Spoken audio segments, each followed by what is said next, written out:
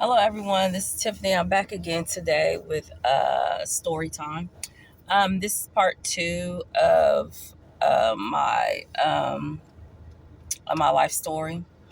Um, I know it's been a couple of weeks, but I'm not going to stop until get to the end. So this is part two. I don't know if this is going to be a part one or part two, but I'm gonna see how far I can get.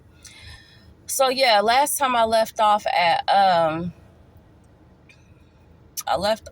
trying to think. Oh yes, when I met my husband or whatnot, teenagers. When I met my husband, so going into part two, yeah, me and my husband met. We got together and all that, and so we started living together. And Like I said, I don't know if I said this or not, but we were teenage parents. So he came with a child already, and I came with a child already. And then we got together and started dating, and I got pregnant. So I got pregnant with our child. And so after a while, we moved in together and we're living together. But my conscience would not allow us to live together without being married. And I think another thing too is that I already had one child, and then I have this other child, and my whole thing was I'm not going to keep having kids um, by different people. In my mind, you gave me this child, we live together, we're going to have to get married. You're not going to sit here and you're not going to leave me with this child. You're going to stay, you're going to help me raise this kid. And so after a while, my whole thing is my conscience just kept nagging at me. I don't know if it was my conscience or at that time or if it was my flesh. But all I know is that I said, we need to get married. And then so he, looking back on it now, I could see he was getting pressure from me. He was getting pressure from his mother that you need to get married. You're having these kids and with different people. You got this other kid. You need to get married. You don't need to be living together outside of wedlock or whatever. And his mom, um, she was a follower of Christ. She was a devout Christian, so she didn't believe in any of that. So he was getting pressure from her, and he was getting pressure from me. If I look back on it, I don't think he wanted to get married. If I was thinking we were too young to be get married, but we got married. And so, because I told him, I said, we're not going to be living together. If we not get married, then I'm not living here. And I guess he wanted that benefit. So he's like, all right, we will get married. And just to show you that how I think he knew he probably shouldn't have been getting married, I didn't get a proposal or anything like that. He just got me a ring and was sat down and was like, here's your ring or whatever. And so that's how that went. And but I can look back on it, and when me and him started dating and got together, like I said in the last video, I had moved to Kansas City, and then we were dating or talking. I don't know what you want to call it, but I had moved to Kansas City, and I don't know if it's because I messed with him or whatever. Um, But there was one point where I was not thinking about being with him. And then this other point, then I did. And I don't know if that's because we did what we ain't had no business doing. And so I probably, a soul tie probably formed out of that. And so I did with, excuse me, I got a text. All I knew is that I wanted him. My flesh wanted him. I wanted him. I wanted to be with him. My mind, I had set my sights, and I was like, you know what? You're going to be mine. You're going to be my husband. You're going to be mine. I'm gonna do what I got to do to get you. And at that time, I didn't know that I was doing this. But if we look at it today and what I'm learning today in my life and along my journey, I think I was operating out of witchcraft, because witchcraft is it's a form of trying to control and things like that, and you're doing all this different stuff to try to get this person. You know what I'm saying? And I was doing all this different stuff, sleeping with them, sleeping with them to try to get him to, be there. And I was just being manipulative. And so I was now that I look back on it, I was being very manipulative to try to get this person. And I got pregnant, and I wanted to get pregnant. I threw all caution out the window, and I did all these things. And women, we know what we do. We be doing all these schemes and trying to set up all these schemes and traps and getting pregnant and get knocked up, and to try to get this man. You know what I'm saying? And I did that same thing. But what you don't know is that when you're doing stuff like that, you are operating out of witchcraft. That's witchcraft that you are operating out of. And we are not supposed to be doing that. So, but yeah, that's how that happened. And so I think at one point, I know we cared about each other. We were in love with each other, skipping past all that. We came, to love each other and care about each other and love each other a lot.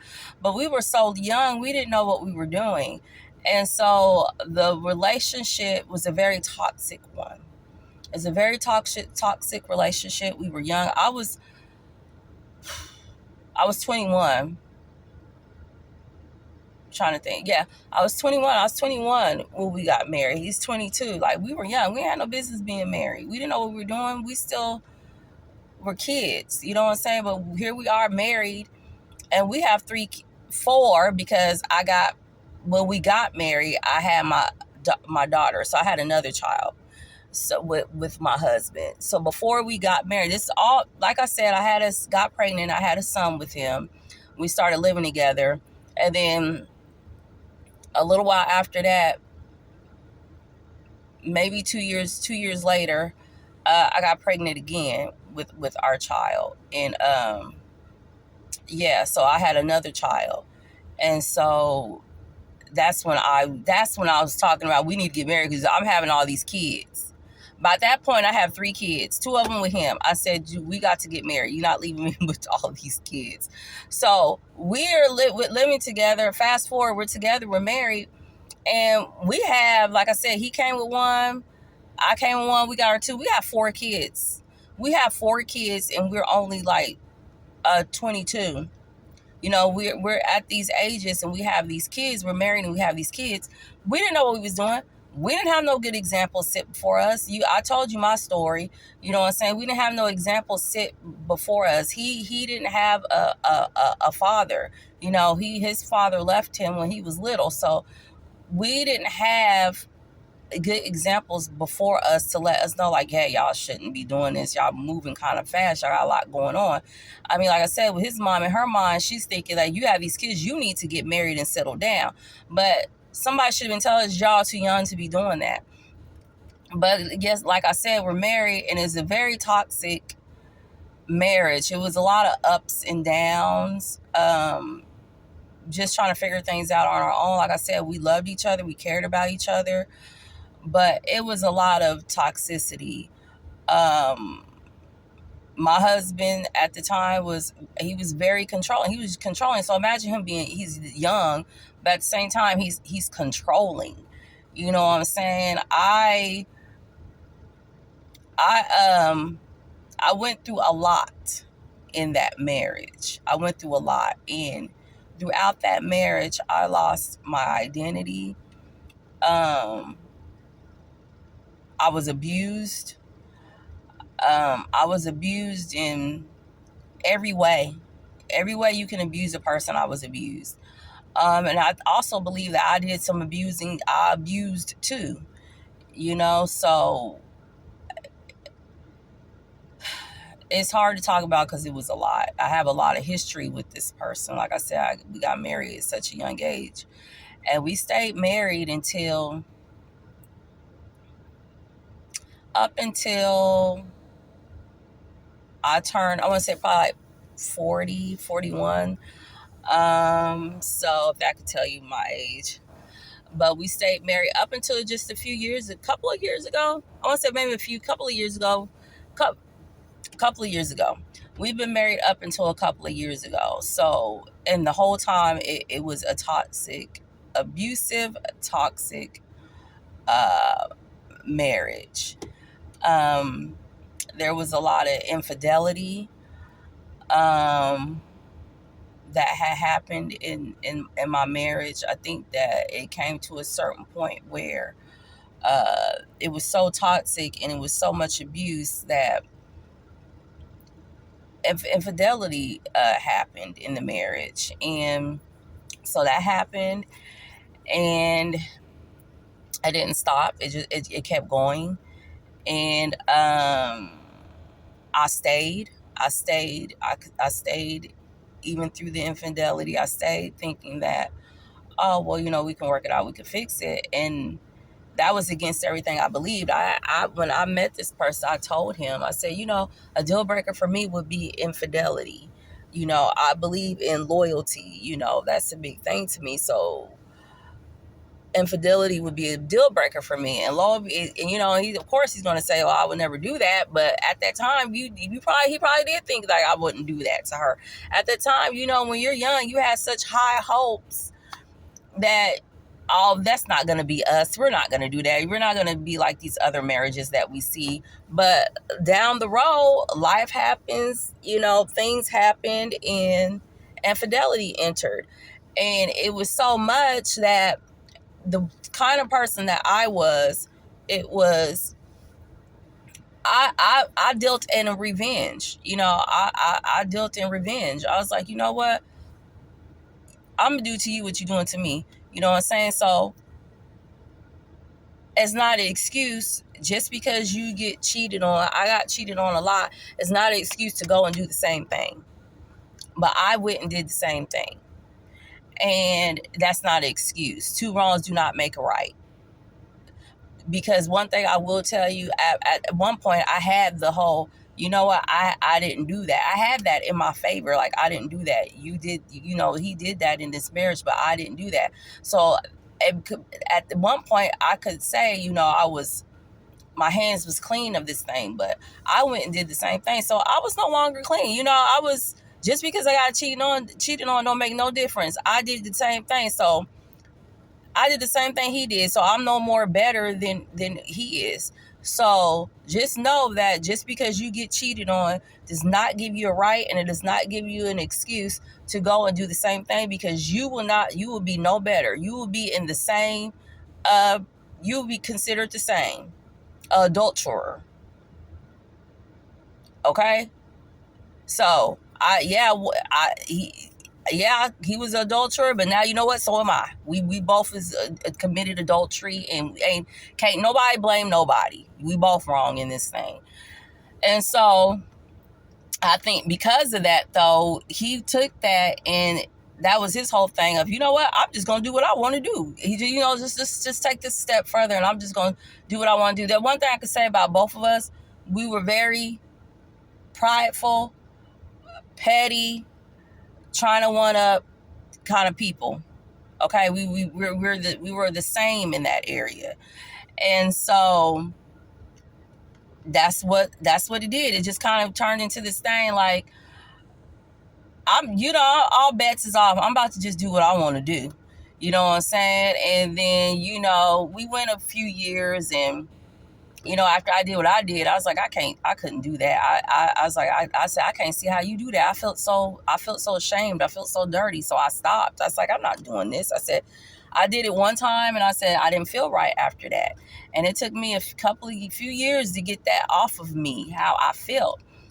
But in the meantime, my husband's doing what he's doing what he want to do. You know what I'm saying? And he used that too. It's like, you did what you cheated and all this now, you can't say that, don't say nothing to me. And so I went through that, but I think there was a period where I was thinking everything was fine and it was cool, but then it's like I went through a period where it's like my whole, we was toxic, and we was dealing with, it was a toxic marriage, because if I have to be honest, the courting process, the dating process was toxic too. I mean, if I knew what I knew now and looking at it, I would have never married. We never should have been married, because the relationship, dating started out toxic. It started out that way. It was built on toxicity. It was built on lust and sleeping together. It was built on manipulation. It was built on lies. It was built on things that does not make for a good marriage. So if I was paying attention, and if I was then who I am now, I'd be like, no, I don't. That's not. It's not a person I need to be getting involved in, and vice versa. I'm not a person he should have been getting involved in. We were two broken people that came together. We were broken, and we had already had demons and things that we were fighting, and we came together, and that stuff just it was explosive. It just came, and it was just it was explosive. Bringing all that together, it's nothing but a recipe for disaster. And then, and my kids, they're growing up around it. They're seeing it. They're seeing us fight. They're seeing us argue, fighting to the point where we're drawing blood, and we're arguing, and we're just all this craziness. And I'm dealing with females, and just all this craziness. And then, but like I said, even through all that, I stayed because I wanted to make my marriage work. But it seems like there came a point to where it's like a switch flipped. Like because even through all that, there was a period where I got into church. I got into church. I was praying a lot for my marriage. I got in church, was praying a lot for my marriage, and all that, because I wanted my marriage. And I really do think the Lord I think he helped me through that period. I was going through it, but I still, in my mind, I want my husband. I want my marriage. We're going to make this work. We're going to fix this. It's going to be fixed. I got God on my side. You know what I'm saying? So I'm constantly in prayer, praying for this marriage. I'm praying for this man, this marriage. I'm constantly praying for it. I'm not even praying for myself. I'm praying for this marriage. I'm praying for this man. I'm praying for him to change. I'm the prayers we pray when we want something so bad. And I did it so much that I think now that I look back, I see what I did. I made that thing an idol. And if I look back on it, I think I made it an idol from the time I said and made up in my mind that I'm going to have you. I'm going to get you. I made this thing an idol. This was my idol. I didn't realize it then, but I realize it now. And then, so like I said, it's like this switch flipped. It's like it was time for me, because I don't know. I cannot explain it. It's like, yeah, like I said, the toxicity and stuff was happening, but it's like it's like Satan decided, like, I'm about to ramp this up. I'm about to take it and I'm about to ramp it up some more. And so that's what happens. Like, it got ramped up some more. Like, it just, so I look up one day, and all of a sudden I'm looking, and this man ain't coming home. Now, he ain't never did no stuff like this before. This man's not coming home, and he's not coming home. I'm waking up in the middle of the night, and he's not there. That's how it happened. I'm waking up in the middle of the night, he's not there. I'm like, where's my husband? Like, he's usually here. He's like in the living room or something like that. But I'm waking up and he's not here. And I didn't think nothing of it. But then it just kept happening. It was ongoing. It was like this was starting to become like an every night thing. I was like, why do I keep waking up and you're not here? And then he'll pop in probably like 4 a.m. or something like that. And I'm like, okay, what's going on? I'm asking, but he would say stuff like, oh, I just had to run down the street or something like that. And there wasn't really nothing I could say, because I had just got up. And so I'm just now noticing that you're not there. So I can't really say you didn't run down the street or nothing like that, because By the time I had woke up and seen that, you probably, he was coming back probably like 30 minutes later or so. But not knowing that I've been asleep for a long time and he's been gone for a long time, but I didn't know any of that at that time. So, but it kept happening. And then, so that's when it started getting to where, okay, I'm getting up. I'm getting up earlier and I'm earlier. And I'm seeing that this man is actually, he leaving while I'm asleep. So I'm sitting up all night. I'm waiting for you to come home. Now, when you come back, you can't say that I just went down the street or anything like that, because I've been up for hours at this point. So what are you doing? Where you been? I wasn't getting no answer. It's just excuse is, like, oh, I had to just go make a run or something like that. I was like, okay. And then, so then it started getting to where he got bolder. This man got bolder. He started not coming home there until like it was time for the kids to go to school, like 8 in the morning, when it's time for me to get the kids up to school. He started getting bolder with this thing. I said, oh, now you just doing this right in my face. But still giving me excuses, but you just giving me doing this right in my face. And then, so there was one time that I got so sick of it, because women, we have that intuition, we can feel in our spirit, we know, but you keep denying it to me. But I'm looking at you, you're leaving more, even during the day, like you're leaving and staying gone, and you're kind of just coming in, checking in, but now you're leaving and you're being gone at all times of the day. And so I'm like, what are you doing? And I had an outburst one day. I said, you listen here. I said, if you're going to keep doing this to me and this is what you're doing, I said, you need to get your stuff and you need to go. And we just had a full on outburst.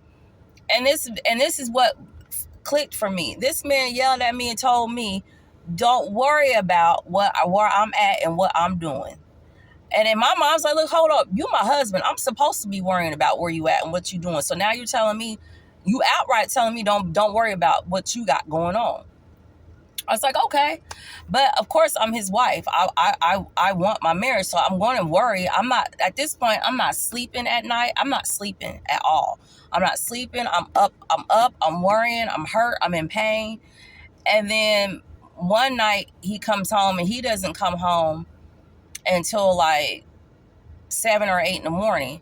And I don't know, the spirit must have been talking to him through me, because I just started saying things. Because he came home and was like, I can't find my money. I'm missing some money. And he had said he had been out at the bar. And I said, okay. I said, well, if you was at that bar, I said, whoever was by you, whoever you was with, they done took that money from you. And I just kept saying it. I don't know why I kept saying it. I just kept saying, well, whoever you was with, they took it. They stole it. Whoever you was with, they took your money. I said, I said, you got robbed or something. You know what I'm saying? And I just kept saying that. And I don't know why I kept saying it, but I kept saying it. And it must have was hitting something in him.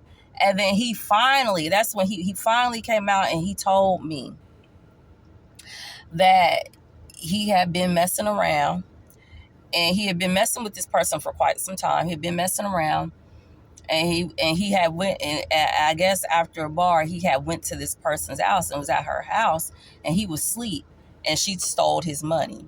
Now, he's telling me this because I guess you think you want me to do something about it.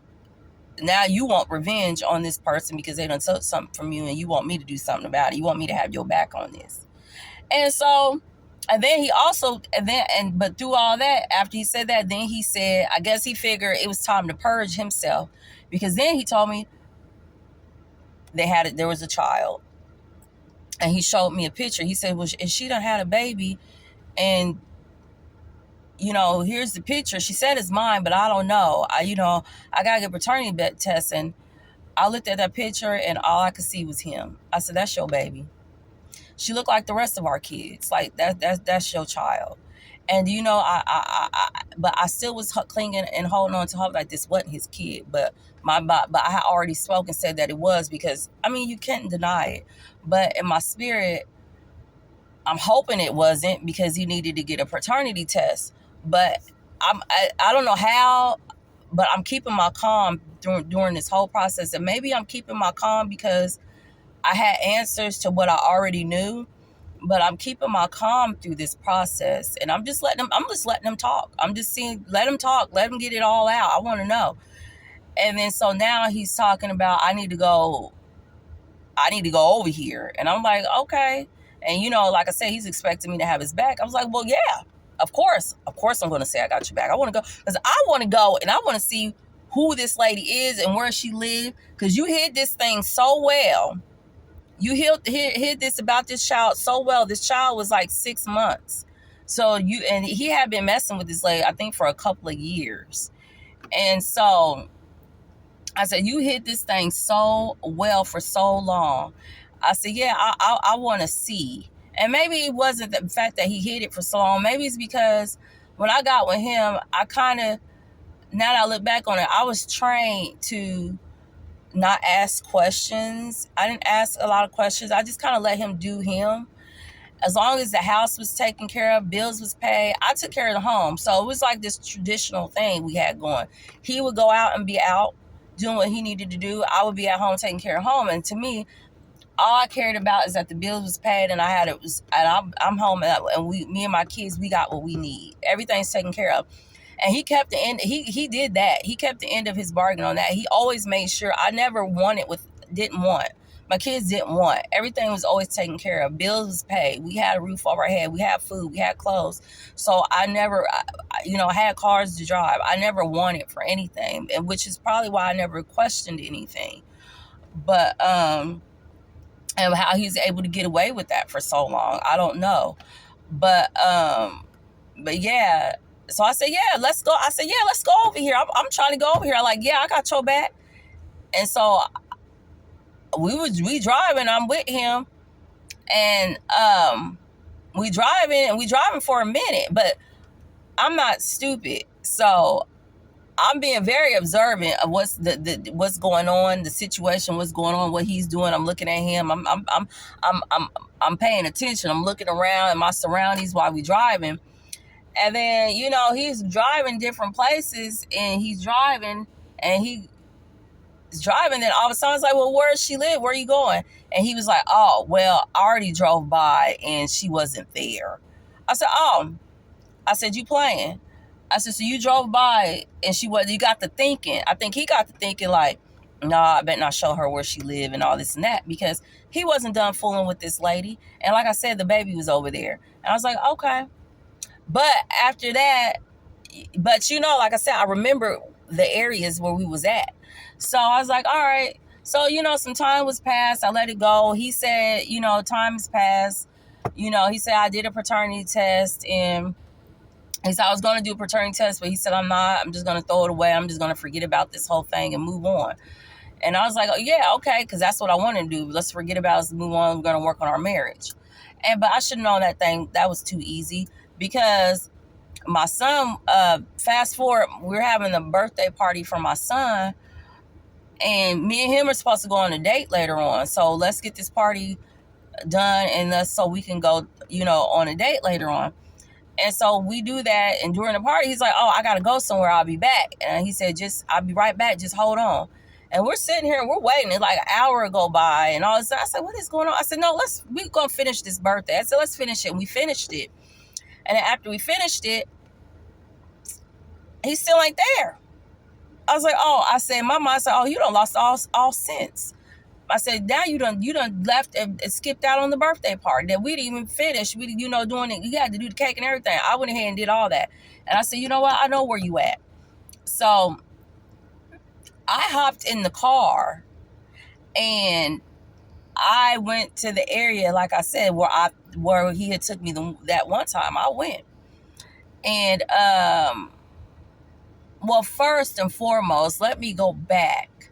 Let me go back. Like I said, he said he had did the paternity test and all that, and the kid came out not to be his. And I was like, okay. But mind you, I'm still waking up, and he's not home or whatnot. And so this thing of not being home, it continues. So in my mind, this is when I was like, okay, I know where he's at.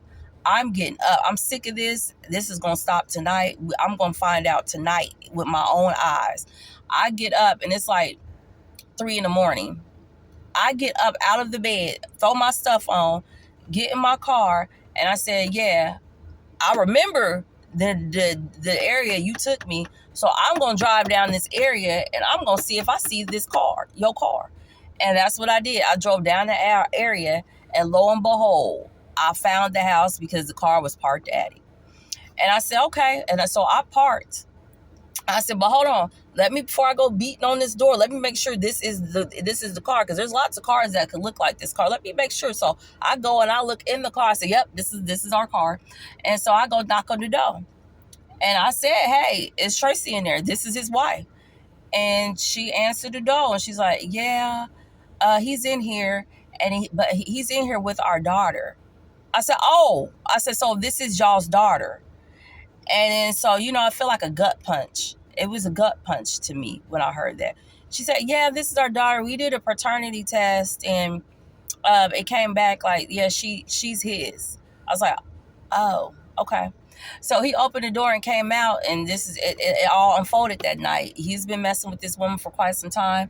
He almost got her pregnant before, but turned out it didn't happen or something. And then, so, yeah, this is their kid. And then I'm asking them, like, okay, so what are you going to do? What are you deciding? And did you know what came out of this man's mouth? Is that, well, I want both of you. Like, okay, you done lost your everlasting mind. How you going to want both of us? And I was like, okay, whatever. I'm standing here and I'm just trying to get to the bottom of this. And after it's all done and said with, I was like, okay, I got what I need. And I left. And then, so after that, he comes home and decides, like, okay, let's work on this. I was like, fine, whatever. Like I said, I'm still in this whole brainwashed mode of I want my marriage. And I'm thinking that if you're married, and I'm in the church and all this, I'm thinking like, you're married, you get married, you're supposed to stay married. Like, you're supposed to be together. This is what, God wants. We're married. So this is what my whole thinking is. And so, so fast forward to the birthday party. We're supposed to go on a date. I was like I said, he left during the birthday party. I was like, fine, okay, I'm gonna finish it. I'm sitting here waiting. I'm waiting. I said, okay, we supposed to be going on a date. I'm waiting. It's a couple of hours now. You ain't back. I said, you know what? Let me go over here. I know where you at. Let me go over here. And then, so I drive up and I see him. No, that's not what happened. I'm getting ahead of myself. No, I said, I'm going to take myself on the date. That's what happened. So I take myself on the date. And then, but as I'm driving, I said, well, I'm going to drive this way. I need to get some gas and stuff like that. Do you know, I passed by this man and this woman is in the car. And I was like, hold on. He didn't even see me. And I said, hold up. I did a U-turn. And I followed him, and I see him get out the car, carry the car seat, get out the car. She's getting out the car. I said, so you running errands and stuff when you supposed to be at this birthday party, and we supposed to be going on a date. I said, okay. So I drove and went on to where I was supposed to be going. And do you know, and I don't do this anymore, but I did this. This is what I was doing. Now, we was going to the casino. Now, I don't do that no more. You ain't supposed to be gambling. But at that time, I wasn't in the church heavy like that. I was starting my journey. I was on it. So there were some things that I still did. So I said, I'm just going to go myself. So I went, on my own. And do you know that I run into these people I ran into them at the casino. I was like, I said, first of all, how you got there before me? And then I'm looking, I was like, what are the odds that I'm here and he's here with them? You're supposed to be taking me on a date, but you here with her. And so I park and I get out the car and I walk up to the car where they're sitting in. I said, so this is what we doing? I did the whole confronting thing and all that. And they were so shocked. And he was like, oh, I was just dropping her off down here. She wanted me to bring her and I was bringing her. I said, I said, okay, I see what's going on. I said, so at this point, I'm still calm. I don't know how I'm calm through all this, but I am. So I see it. I say what I say. And I told this lady, I said, listen, you can sit here and you can date this man and you can mess with this man. But I'm going to tell you like this, that this man is never going to leave me alone. He's not. He's never going to stop coming around me. He's never going to leave me alone. I'm just going to tell you that right now. So whatever this is y'all got going on, just to give you a heads up, he's not going to leave. And I was just telling her what the truth was, because he wasn't. I have told him to leave numerous times. When I found out he was cheating, he just wouldn't leave. And so I left. I went in the casino and did what I needed to do. And I actually have went in there um and I think he came in there where I was at. And no, I went in there and I went there, and so I said, I'm playing on these things. And then while I'm playing, I was in there only for like 20 minutes because I won some money. I said, oh, shoot, I don't want some money. I said, well, that kind of made me feel good. Well, let me take my money and get on out of here. You know what I'm saying? And I bump into him, and he's trying to talk to me. And then I think I just have an outburst. I have an outburst right there at the casino, and people looking at me and be like, we crazy. And, this man calling me stupid and things like that. So first of all, why are you calling me names, and you're the one that's doing this, and you the one that got caught doing this? And so I left, and I didn't come home that night. He kept calling me, and it's crazy, but I had a cousin that came in town that night, and they called me at the time I was leaving, and they said, hey, you want to go out? Let's go out. Let's do something. I said, you know what? Let's do that, because I'm not trying to go home.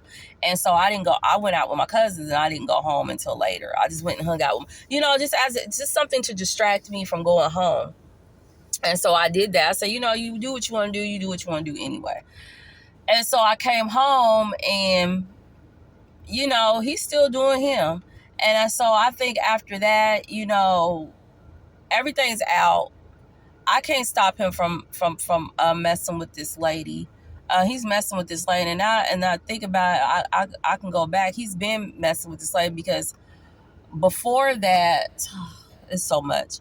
But before that, when I found out about, like I said before, there was a lot of infidelity. He cheated with a lot of people, so I found out with him about him cheating with a lot. I was always dealing with somebody he's done cheating. I didn't deal with them per se, but I was always seeing that there's somebody that he's cheating with, from in his phone or something like that.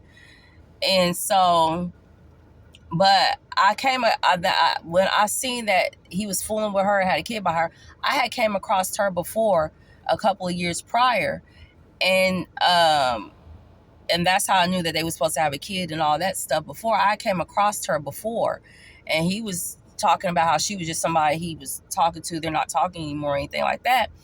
And then, but I ended up talking to this lady on the phone, and that's when I spoke to her before, and that's when she told me, like, oh yeah, we were I'm pregnant, but I lost the baby and all this and that. And, so at that time I went and stayed with my grandmother for a couple of nights just to get my head straight, because this man I'm gonna find out about this, and this man gonna leave me and go over there to her. She's gonna text and call and talk about she's gonna harm herself and all that. So he goes over there and didn't come home. I said, I'm starting to see that you don't care about me. I'll find out about this information, and you just leave me here, and you don't come home till the next morning. So in my mind, I'm starting to see that you have some kind of feelings for this person. You know what I'm saying? So I pack up, and I was like, just take me to my grandma's. I'm going to go stay there. And I went and stayed at my grandma's for maybe about a week or whatever. And I left the kids with him. I went to stay with my grandma for about a week. But during that time, I don't know what I was feeling or what I was going through, but I was dealing with all of these feelings. And I can honestly say that at that moment when I was at my grandma's, my heart, I literally, people can't, I hear what they say when people die of a broken heart and things like that, because my heart broke. Like literally, like I felt so much intense pain in my heart. Like my heart literally broke, and the pain was just so intense, and I think at that moment is when I had accepted, like, this, I don't know what this is that's happening, but something is happening. Something's happening, and I can't explain it. And then at that time when I was at my grandma's house, I was looking at a YouTube video, and I had came across a video where they were talking about narcissism. And I had never, okay, you guys, I'm at 40 minutes, so I'm going to stop there. I'm going to go ahead and end this video at 39 minutes. But, I'm kind of on a roll. So I'm going to go ahead and record the next one and upload that. So I'm going to stop here and I'm going to come back with a part 2. Okay? Bye-bye.